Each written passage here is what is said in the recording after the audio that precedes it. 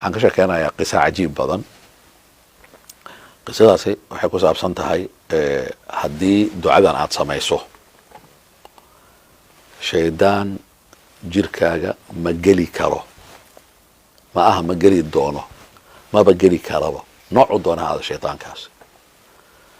xadiiskana waa sugaya nabiga calayhi salatu wasalaam. ducadan idin sheegayaa oo idin xusuusinayaa dadka yaqaano, dadkaan aqoonina ducadii ka faaidaysanayaan.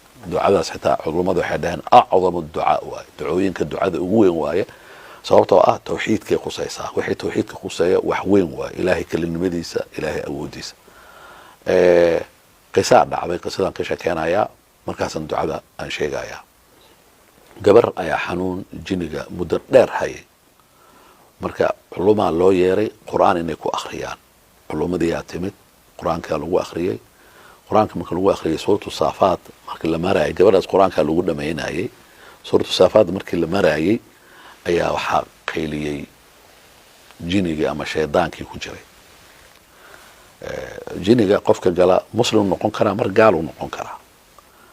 qiso kalean ka sheekeyn doona markaa tan aan dhameeyo. markuu muslim yahay waa ka sheekeyn doonaa, laakiin hadda kan gaal u ahaa. kii gabadha dhibuu ku hayay, muddo dheer ay xanuunsanayd, sanooyin ay xanuunsanayd. wuxuuna galaa shaydaanka dadka ducafada ah. haddaad tahay qof iimaankiisu adagyahay, meel uu kaasoo gala malaha. xadiiskan waxaan ula jeedaa qisadana daliil u ah, iyo xadiiska nabiga calay salatu wasalaam. ninkii sheekhii iyo ardadiisa qur-aanka markay gaareen suuratu saafaad markay gaareen, markaasuu hadlay. marka wuxuu dhahay waa gubanayaa, waa wuu baryootoomay, waa ka soo baxayaa uu dhahay. laakiin sheekhiyuu la hadlay, wuxuu dhahay sheekhiyow oo ardada hogaaminayo, haddaan ka soo baxo waxaan rabaa inaad ii fasaxdo jirkaaga inaan galo, adaan rabaa inaan kusoo galo. marka sheekhi wuxuu dhahay waa kuu fasaxayaa jirkeyga inaad soo gasho, laakiin ballanqaad samee, annagana waa ducaynaynaa mar dambe gabadhaas jirkeeda inaad kusoo laaban. shaydaankii jinigii ballanqaad uu sameeyey, wuxuu dhahay mar dambe kuma soo laabanayo. gabadha oo taahi jirtay, oo oon jirtay, oo qaylin jirtay, maxaa dhacday? mar alle markuu ka soo baxay way nafistay. qoyska meesha joogay, culamada joogtay, waa la wada farxay. gabadha hurdo ee bilowday, ma hurdi jirin. alxamdulilah. maxaa dhacday? qayluu maqlay marka sheekhi. maxaa qaylinaya? sood oo dhahayo oo qaylo ah oo dhahayo kuma geli karo, kuma geli karo, mana ku noqon kara gabadhii, maku geli karo, saasuu leeyahay. marka af carabi ku hadlaya.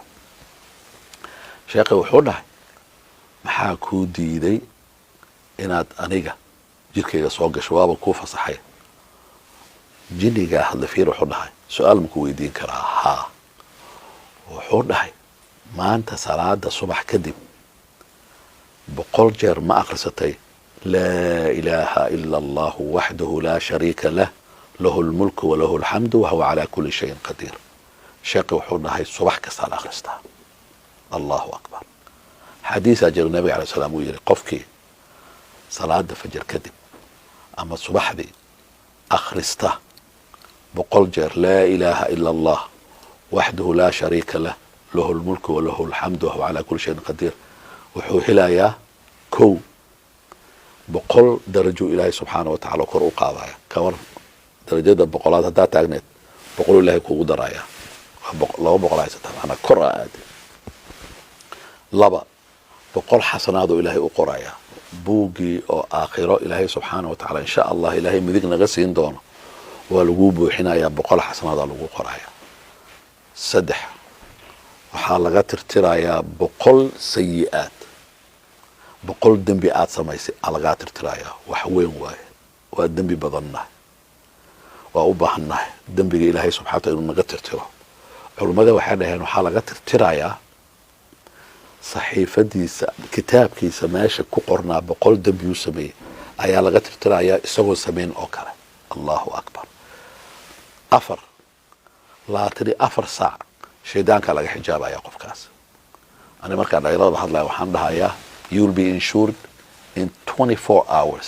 dhalinyar markaan la hadlayo insurance oo ilaahay xaggiisa lagu gelinayaa oo shaydaanka inuusan wax ku gaarsiin karin meeqa saacadood 24 saacadood marka qof maalin kasta akhrisanayo laa ilaaha illa allah wahdahu la sharika lahu lahul mulku wa lahul hamdu wa huwa ala kulli shay'in qadir shaydaan ma geli karo marka ducadaasi yaan la hilmaamin qisadaasi iyo ducadaasi intaas ayaan ku joojinaynaa. Wassalaamu calaykum waraxmatullaahi wabarakaatu.